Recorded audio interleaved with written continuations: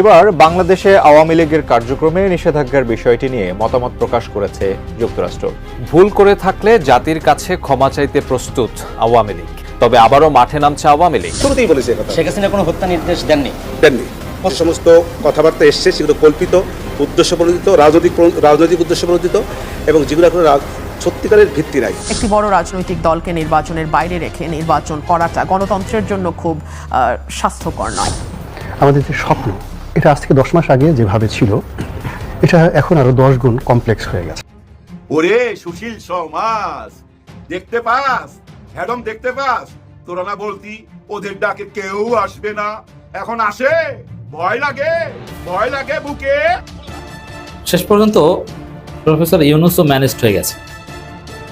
হ্যাঁ, ভারতের মাধ্যমে ইউনুস ম্যানেজড, তিনি সে বিষয়কে বিশেষজ্ঞ।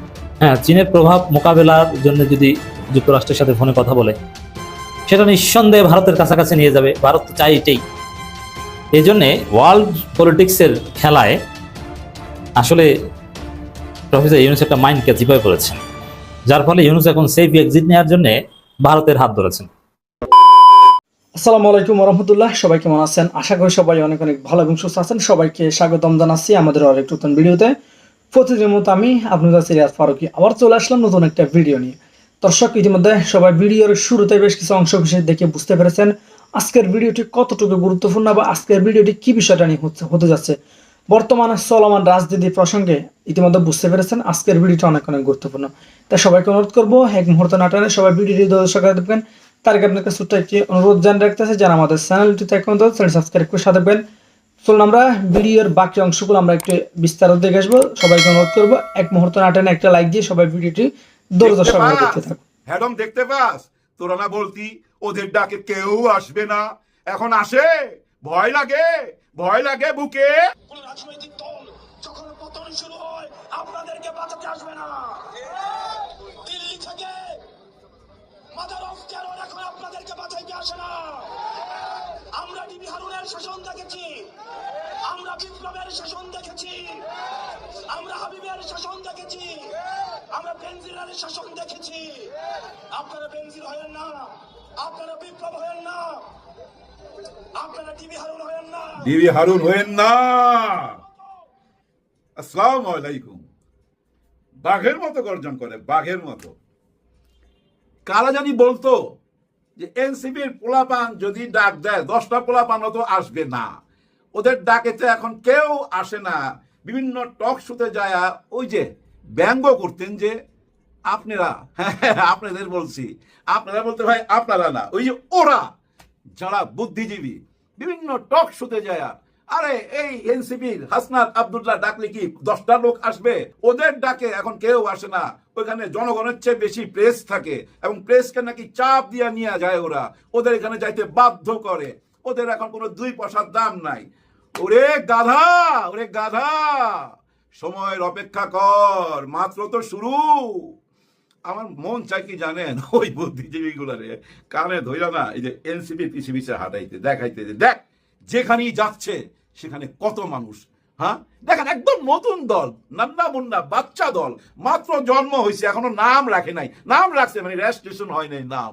চিন্তা করেন, এখনই সবাই মুখে মুখে আমি দেখলাম এক মা এভাবে হাসনাত আব্দুল্লাহকে না এভাবে আদর করতেছে, জানেন, গালে ছুঁয়ে এক মা দেখতেছে। ভাই এরাই তো ছিল জুলাই সৈনিক, ওরা এগুলো ভিডিও তো দেখছে, ওদেরকে আজকে সামনাসামনি দেখতেছে। গ্রাম থেকে গ্রাম, শহর থেকে শহর, পদযাত্রা, সারা বাংলাদেশ ঘুরবে ভাই, সারা বাংলাদেশ ঘুরবে। হায় হায়, নাটোরে দেখলাম এক বোন, উনি শারমিন, কি শারমিন জানি নাম, যাই আমার হয়তো নামটা মনে নাই, সে যে বক্তব্য রাখতেছে ভাই, হায় হায় হায়, বাঘিনী বাঘিনী নাটোরের পুরা ইতিহাস তুলে ধরছে। যেখানে যাচ্ছে, যে শহরই যাচ্ছে, ওই শহরের ইতিহাস জানা তো তাদের। কারণ কি জানেন, এরা লেখাপড়া করা তো, আপনারা জানেন নিশ্চয়ই। শিবিরে যারা আছে, শিবিরের এরা ভাই মেধাবী, সব মেধাবী। ওইখানে কোনো চাঁদাবাজ পাবেন না, কোন রকম ওই যে ঘুরা ঘুরা ফিল্ডিং মারা ছেলে পেলে পাবেন না, সিগারেট খাওয়া পাবেন না, সিগারেট খাওয়া কাউকে পাবেন না। আরে ওই যে চরমনাই, ওইখানে এক বিড়িওয়ালা, চরমনাইয়ের যে অনুষ্ঠান হয়ে গেল সরোয়ার্দী উদ্যানে, ওইখানে এক বিড়িওয়ালা বলতেছে যে ভাই আমার ব্যবসা একদম মাটি, কোনো ব্যবসা হয় নাই, কারণ ও কোনো বিড়ি সিগারেট বেচতে পারে নাই, কেউ কিনেও নাই। এক পানওয়ালা বলতেছে ভাবছিলাম এখানে সবাই পান খাবে, কেউ পান খায় নাই, কারণ পান খায়া পিক কোথায় ফেলবে, ওইটা তো নিয়ম নাই, ওরা তো নিয়ম মাইনা চলে। দেখেন না, অনুষ্ঠান শেষ করে যাওয়ার সময় যদি ময়লা ফেলে ওই ময়লাগুলা কুড়ায় নিয়ে চলে যায়। যেমন মাঠ তেমন থাকে, সবুজ মাঠ সবুজই থাকে। কারণ কি জানেন, নিয়ম মেনে চলা। হ্যাঁ, ওই যে লিডার যেটা বলবে সেটা শুনতে হবে এবং সেটা পালন করবে, লিডারকে ফলো করে। আর অন্য অন্য দলের লিডাররা যা বলে মাঠ পর্যায়ের লোকগুলা সেগুলো শুনতেছে না, চিৎকার করতেছে, বারবার বলতেছে যে তোমরা এগুলো থামাও, নিজেরা মারামারি করো না। আজকেও মির্জা ফখরুল সাহেব একটা অনুষ্ঠানে দেখলাম, হায় হায়, উনি মেজাজ হারায় ফেলায়, একবার ধমক দিতেছে একে, একবার ধমক দিতেছে ওকে, বলতেছে তোমাদের ধৈর্য নাই। আসলে ওনার নিজেরই ধৈর্য নাই, ওনার মাথা গরম হয়ে যায়, বকা দেয়। একবার তো দেখছিলাম একজনকে মারতে, হ্যাঁ, রাস্তার মধ্যে, কারণ রোদ তো উপরে, বুঝছেন, মাথা গরম হয়ে যায়। তো আসলে উচিত কি জানেন, ওই যে সাগরেদ যারা আছে উস্তাদের মাথায় ছাতি ধরার দরকার, তাই না? এই রোদ মাথায় পড়লে মাথা তো গরমই হবে। যাই হোক, মাথা গরম কইরা অনেক কিছু কইরা ফেলাইছেন, মাথা গরম কইরা অনেক ভুল কথা বইরা ফেলাইছেন। দেখেন, জুলাই গণ অভ্যুত্থানটাকে আবেগ কইরা চালাইয়া দিলেন, এর কোন সংবিধানে জায়গা হবে না বইলা দিলেন। এগুলো বইলা কত বড় দূরত্ব তৈরি করলেন। এখন জানেন হেডমের ব্যাপার, এই দেশের ভাই, এই দেশের নীতি আদর্শ আপনার যত কিছুই থাকুক, আপনি যত রকম আদর্শবাণী হন না কেন, কিন্তু আপনি যদি দুর্বল হন, যদি অন্য দল মনে করে যে আপনি দুর্বল, তখন কিন্তু চাইপা ধরবে ভাই, ঘাড়ে চাইপা ধরবে। আর আপনি যদি মাঠ পর্যায়ে হেডম দেখাইতে পারেন, তখন কিন্তু অনেকে মনে করে যে না, আমার ভোট নষ্ট হবে না, আমি এদেরকে ভোট দিব। কারণ কি জানেন, ভোট পৌঁছাইতে চায় না অনেকে। আমাদের দেশে এরকম অনেকে আছে মন মানসিকতা যে ভাই যারা হারবে ওদেরকে কেন ভোট দেবো, যারা জিতবে ওদেরকে ভোট দিব। আর জিতাটা দেখাইতে হবে কোথায়? মাঠ পর্যায়ে। মাঠ পর্যায়ে যে ক্ষমতা দেখাইতে পারবে, যে হেরম দেখাইতে পারবে, জনগণ তাদের সঙ্গেই থাকবে। এই যে এনসিপি পদযাত্রা শুরু করলো ভাই, এটা কিন্তু ইউনিক একটা ব্যাপার হয়েছে। আগে কিন্তু আমি বুঝি নাই, যখন পদযাত্রা প্রথম শুরু করে আমি ভাবছিলাম কেমন সারা পায় আল্লাহ জানে, বেজ্জতি না হয়। কারণ কি জানেন, এই যে এইসব বুদ্ধিজীবীদের, এইসব চামারদের কথা মাথার মধ্যে ঢুকে গেছে। তো কারণ এরা তো উচ্চ শিক্ষিত, এরা কেন বলতেছে ওদের ডাকে কেউ আসবে না? সবাই কি জুলাই গণ অভ্যুত্থানকে ভুলে গেল? না, এই দেশের মা বোনরা ভুলে নাই, কেউ ভুলে নাই ভাই। এই যে 3 কোটি ইয়াং জেনারেশন আছে না, যারা নতুন ভোটার, ওরা কি করবে জানেন, ওদের মাকে বাবাকে বলবে যে বাবা ভোট দিতে হবে এখানে, মা ভোট দিতে হবে এখানে, মা বোনকে বলবে বোন এখানে ভোট দে। নতুন একটা বাংলাদেশ গড়ি আমরা তো অনেককেই দেখছি, নতুন কিছু দেখি, তাই না? নতুন কিছু দেখতে হবে। এবং মঞ্চে দাঁড়ায় যেভাবে এই যে হাসনাত আব্দুল্লাহ কিভাবে বলল, তোমরা কেউ হারুন হইতে পারবা না, বেনজির হইতে পারবা না। দেখেন, বেনজির হইতে না করছে, হারুন হইতে না করছে, বিপ্লব হইতে না করছে, তাদের চরিত্রটা আমরা জানি। তাদেরকে বলছে, পুলিশ প্রশাসনকে বলছে, এই ইয়াংদের সোজা কথা, তোমরা কারো দল দাস হইতে পারবে না, কারো দলের কথা শুনতে পারবে না, এমনকি আমার এনসিপির কথা শুনতে পারবে না, জামাতের কথাও না, বিএনপির কথাও না, কারো কথা না।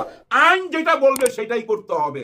যেখানে যেখানে চাঁদাবাজি হইতেছে, এগুলো আমরা ভিডিও দেখতেছি, কেন পুলিশ যাচ্ছে না, কেন যায় ধরতেছে না, কেন এই সাবধানতা, কেন এই সাবধানবাণী দিচ্ছে নাহিদ ইসলাম, হাসনা, সার্জিস, পাটোয়ারি কেন দিচ্ছে? শুধু মুখেই কি দিচ্ছে? না, কর্মকার্য দেখায় দিবে। এদেরকে ভাই কিনতে পারবেন না। এই যে অনেকে আইসা টক শুতে বলেন না, এরা টাকা মাইরা দিচ্ছে, এদের কাছে এত টাকা আছে, ওই আছে, সেই আছে। আরে প্রমাণ করেন, প্রমাণ করতে পারবেন না ভাই। ব্রাদার, একটা জিনিস মনে রাখবেন, আমাদের এই যে মিডিয়া আছে না, মিডিয়ার দিকে তাকায় থাকবেন। এই মিডিয়া কিন্তু বুঝতে পারে, হ্যাঁ, জনগণের আগে মিডিয়া বুঝতে পারে যে দেশ কোন দিকে যাচ্ছে। দেখেন, এই এনসিপি যখন পদযাত্রা যেদিন প্রথম শুরু করলো, সেদিন কিন্তু মিডিয়ার এমন কভারেজ পায় নাই। মিডিয়া যখন দেখতে পাইছে, আরে বাপরে বাপ, ওইখানে তো বহু মানুষ, আমরা কেন যাচ্ছি না? প্রত্যেক চ্যানেল থেকে এখন ক্যামেরা চলে গেছে। কারণ ওই যে পাওয়ার যেখানেই যাচ্ছে সম্মান পাচ্ছে, সবাই তাদেরকে বুকে নিচ্ছে ভাই। হ্যাঁ, এই যে মা বোনটা যে জড়ায় ধরতেছে, কেন? সন্তান মনে কইরা। আমার মতো বুইড়া লোক গেলে কি জড়ায় ধরতো? আরো ঘন্টা দিয়া দূরে চলে যেত যে বুইড়া পাঠাইছে কেন এখানে। কারণ এরা তো নতুন দেশ গড়তে পারবে না। কোনো বুড়ো লোক দিয়া নতুন দেশ হবে না। এই ইয়াং জেনারেশন দিয়া হবে। কারণ কি জানেন ভাই, আমি একটা ছবি দেখাই আপনাদের, একটা ছবি দেখাই। একটা ছেলে, একটা না, 2টা ছেলে একটা চকি নিয়ে, যে শোবার চকি আছে না, শোবার চকির সামনে রাইখা দূর থেকে গুলি হইতাছে। একটা ছেলে ঢিল মারতেছে, আরেকটা ছেলে, বুঝছেন, এইভাবে বসে আছে। তার বডিটা দেখা মনে হচ্ছে জানেন ক্লান্ত হয়ে গেছে। তারপরও ওই ছবিটা কি কথা বলে, পুরো ছবিটার দিকে গভীরভাবে তাকান। কি বলতেছে? না, ঘরে ফিরা যাবে না। ঘরে ফিরা যাবে না কেন? ঘরে ফিরলে তো যে কোনো একদিন এসে আবার তুলে নিয়ে যাবে, হয়তো ক্রস ফায়ার, না হলে ওই আয়না ঘরে তিলে তিলে তাকে মরতে হবে। সে তো জানে লেডি হিটলার তাকে ছাড়বে না। তার মানে কি? জীবন যুদ্ধ, জীবন যুদ্ধ ছিল এটা। আপনি যখন বুঝা ফেলবেন আমি ঘরে ফিরলে আমাকে ওইখান থেকে তুলে নিয়ে চলে যাবে, আমার মা বাবার কাছ থেকে আমাকে কাইয়া নিয়ে তুলে নিয়ে যায়, আমাকে ক্রস ফায়ার দিয়ে দিবে, তাহলে আমি কেন ঘরে ফিরবো? ওইটা ছিল জীবন যুদ্ধ, যার জন্য এই যুদ্ধে জিততে পারছে। 36 দিনে 16 বছরের একটা স্বৈরাচার শাসককে কে না ছিল তার সাথে, দেশের প্রত্যেকটা অর্গান তার সাথে ছিল, শক্তি হিসাবে সবাইকে পরাজিত করছে, ইট দিয়ে পরাজিত করছে। ভাই আর্মস লাগে নাই, বুলেটের সামনে ইট, বুঝিনি তো, কারণ ওই যে শহীদ হবার জন্য গেছে। তো কারো মনের মধ্যে যদি একবার ঢুইকা যায় যে আমি মরতে চাই, তার সাথে ভাই 1000 লোকও পারবে না, এটা মাথায় রাখবেন। এইভাবে জুলাই গণ অভ্যুত্থানের জয় হয়েছে, এবং এই জুলাই গণ অভ্যুত্থান সংবিধানের পাতায় জুলাই গণ অভ্যুত্থান লেখা থাকতে হবে। এই ইতিহাস লিখতেই হবে, 47-এর ইতিহাস, 71-এর ইতিহাস, 24-এর ইতিহাস। 24-এ নতুন বাংলাদেশ হয়েছে, এইটা মাথায় রাখেন। এই নতুন বাংলাদেশের বাধা হয়ে কেউ দাঁড়ায়েন না, নতুন বাংলাদেশের সাথে আসেন। যে বাধা হয়ে দাঁড়াবেন, তাহলে আবার 5ই আগস্ট আসবে। এই 5ই আগস্ট বারবার এই দেশে আসবে।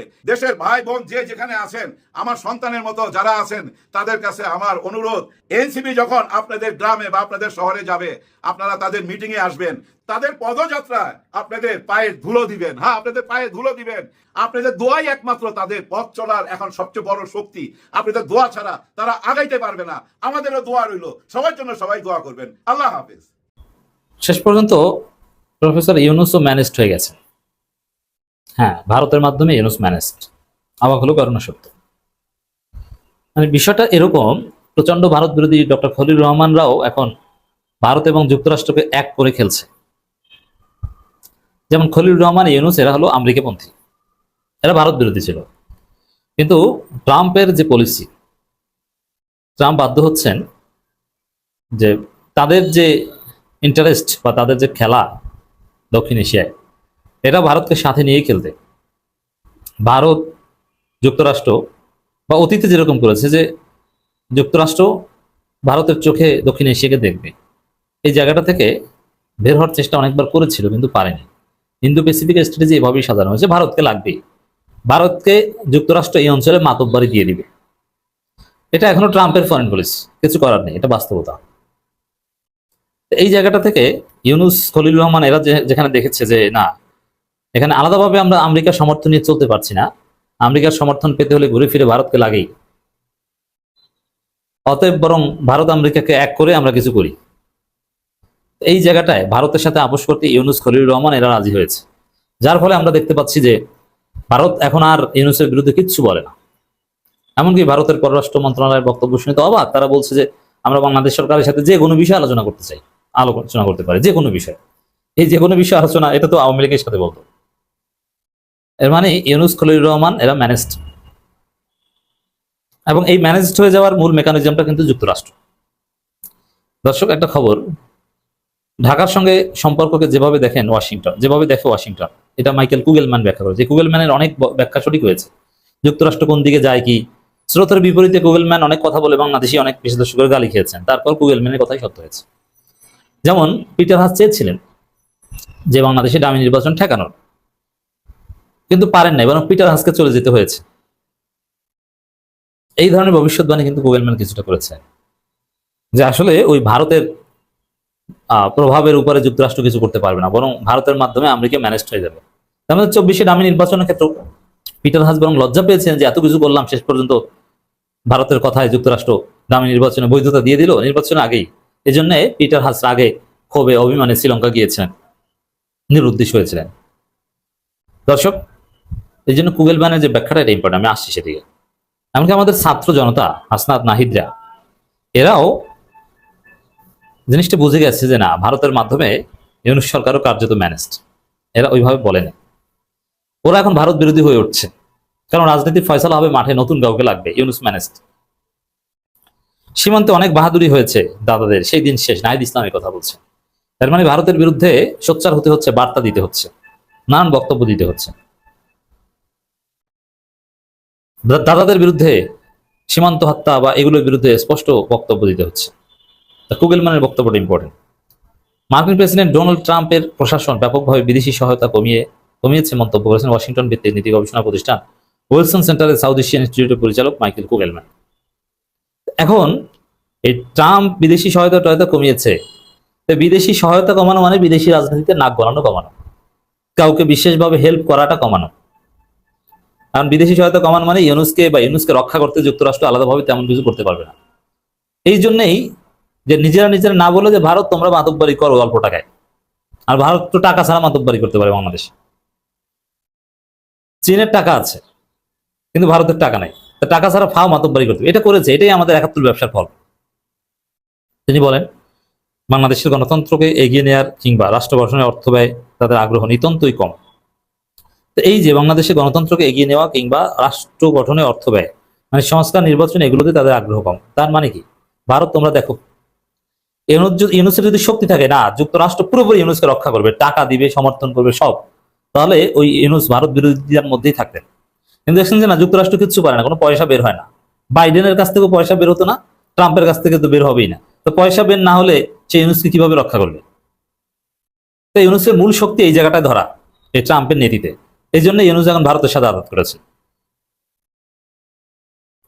প্রধান উপদেষ্টা অধ্যাপক ডক্টর মোহাম্মদ ইউনুস ও যুক্তরাষ্ট্রের পররাষ্ট্রমন্ত্রী মার্কো রুবিওর মধ্যকার সাম্প্রতিক ফোনালাপের কথা উল্লেখ করে তিনি বলেন, উভয় দেশের পক্ষ থেকে ওই ফোনালাপের যে বিবরণ প্রকাশ করা হয়েছে তাতে স্পষ্ট হয়েছে যে ওয়াশিংটনের কাছে এখন ঢাকার সঙ্গে সম্পর্কের গুরুত্ব বাণিজ্য ও আঞ্চলিক বৃহৎ শক্তিগুলোর সঙ্গে পাল্লা দেওয়ার ক্ষেত্রে। ওয়াশিংটন ভিত্তিক আন্তর্জাতিক রাজনীতি কূটনীতিক বিষয়ক সামগ্রিক ফরেন পলিসির উইকলি সাউথ এশিয়া ব্রিফিংয়ে তিনি কথা বলেন। এই যে উপরের যে লাইনটা, ঢাকা ওয়াশিংটন সম্পর্ক মূলত বাণিজ্যিক বা আঞ্চলিক বৃহত্তর শক্তিগুলোর সঙ্গে পাল্লা দেওয়ার ক্ষেত্রে। এখন যুক্তরাষ্ট্র বাংলাদেশে পাল্লা দেয় চীনের সাথে, ইউনুস আবার চীনে গিয়েছিলেন, এখন কি করবে? চীনের সাথে পাল্লা দিবে টাকা ছাড়া, মানে ইউনুস ওই জায়গা থেকে দুর্বল হয়ে গেলেন। আর ইউনুস যে যুক্তরাষ্ট্রপন্থী এটা সবাই জানে। বিশেষ করে ডেমোক্রেটরা ক্ষমতায় থাকলে ইউনুস মনে করতো যে আমি তো এখন ওয়ার্ল্ড রাষ্ট্রপতি, ডেমোক্রেটরা ক্ষমতায়, বিশ্ব চালায় তারা, কিন্তু না, সেই জায়গাটা এখন আর নেই। কুগেলম্যান লিখেছেন, দুই নেতা অর্থনৈতিক সম্পর্ক জোরদার ও ভারত প্রশান্ত মহাসাগরীয় অঞ্চলে ইন্দো প্যাসিফিক নিরাপত্তা বৃদ্ধিতে অংশীদারিত্বের বিষয়ে আলোচনা করেন। তার মধ্যে যুক্তরাষ্ট্রের কাছ থেকে ইন্দো প্যাসিফিক নিরাপত্তার অর্থ হলো চীনের প্রভাব মোকাবেলা, কিন্তু এই দুটি লক্ষ্যই বাংলাদেশের সঙ্গে কঠিন চ্যালেঞ্জ তৈরি করে বলে মনে করেন দক্ষিণ এশিয়া বিষয়ক এই বিশেষজ্ঞ। হ্যাঁ, চীনের প্রভাব মোকাবেলার জন্য যদি যুক্তরাষ্ট্রের সাথে ফোনে কথা বলে, সেটা নিঃসন্দেহে ভারতের কাছাকাছি নিয়ে যাবে। ভারত তো চাই এটাই। এই জন্যে ওয়ার্ল্ড পলিটিক্সের খেলায় আসলে প্রফেসর ইউনুস একটা মাইন্ড ক্যাচিপায় পড়েছেন, যার ফলে ইউনুস এখন সেফ এক্সিট নেওয়ার জন্য ভারতের হাত ধরেছেন, ভারতের কোলে উঠেছেন।